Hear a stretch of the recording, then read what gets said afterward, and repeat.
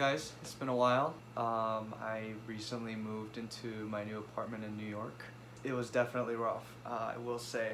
I didn't have too much time to pack, and also on top of that, summer is usually the busiest season for my job, and so that didn't help. I had to pack and move within 3 days, which is, anybody who's moved a lot knows that's clearly not enough time.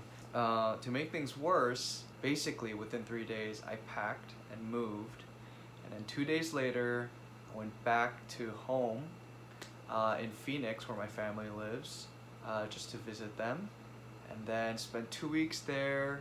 And it was supposed to be a very relaxing trip, but I didn't anticipate it to be a lot more stressful than I thought. One thing is that when you're the eldest and you go back to your family, you usually help them out a lot. And I was helping with my parents' diet, their finances. I was helping my sister with her college applications, and I was helping my brother with his current internship.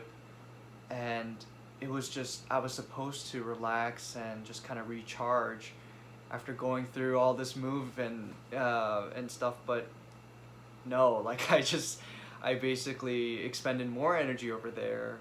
And 2 weeks later I come back to New York and I'm just depleted emotionally, physically, mentally. I definitely underestimated underestimated moving. I will say the stereotypes of coming to New York is very, very true, in the sense that it is extremely overwhelming.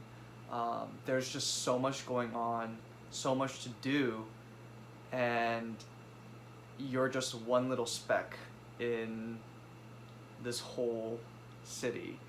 And it's like, man, I've had routines going on in DC. I knew the places to go. I knew my markets, my food places, and it's just here I don't know anything. And so just having to familiarize myself with everything and just kind of settle down, like that is just taking me a lot longer than I anticipated. I think, I was talking to my parents and they told me that it usually takes around a year to be completely settled down, even more. And I believe that because I'm now around 3 weeks in, and I still feel out of place. I mean, just to give you an example, I still haven't reached out to many of my friends here or acquaintances, just because I don't feel emotionally ready to meet any of them. All the things of like exploring New York and going to all these food places and all these locations, I just don't have the mental capacity to even do that. Yeah, it's surprising to me because it's not my first time in New York. I've visited New York a few times throughout my time, and definitely visiting versus living here is very different. I think one thing is that I'm a lot busier here. First of all, I need to familiarize myself with the vicinity. I need to know where my grocery stores are. I need to know where takeout places are. I need to know how to do laundry because we don't have a laundry facility here. I had to install this AC in my apartment, which is something I've never done in my life.